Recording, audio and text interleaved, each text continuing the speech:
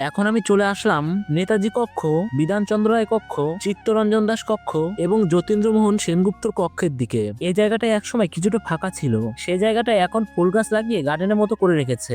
এই হচ্ছে কক্ষগুলো। এই জায়গাটায় একসময় নেতাজি, বিধানচন্দ্র রায়, চিত্তরঞ্জন দাস, যতীন্দ্রমোহন সেনগুপ্ত বন্দী ছিলেন। আমি কারাগারের দরজা ধরে ভাবছিলাম এই কারাগারে আমাদের ভারতের বীর সংগ্রামীরা বন্দী ছিলেন, আর এই রুমে কি রাখা আছে আমি বুঝতে পারলাম না। আর ইনি হচ্ছেন ডক্টর বিধানচন্দ্র রায়। এই কারাগারে তিনি 1930 সালে 5 সেপ্টেম্বর থেকে 1931 সালে 1 জানুয়ারি পর্যন্ত বন্দী ছিলেন, প্রায় 1 বছর। তারপর সিঁড়ি দিয়ে আস্তে আস্তে উঠে গেলাম উপরের দিকে। এইখানে রয়েছে নেতাজি কক্ষ। নেতাজি এই কারাগারে 1930 খ্রিস্টাব্দের 23 জানুয়ারি থেকে 23 সেপ্টেম্বর পর্যন্ত কারাবদ্ধ ছিলেন, প্রায় 9 মাস। আর এই কারাগারে বন্দী ছিলেন দেশপ্রেমী যতীন্দ্রমোহন সেনগুপ্ত।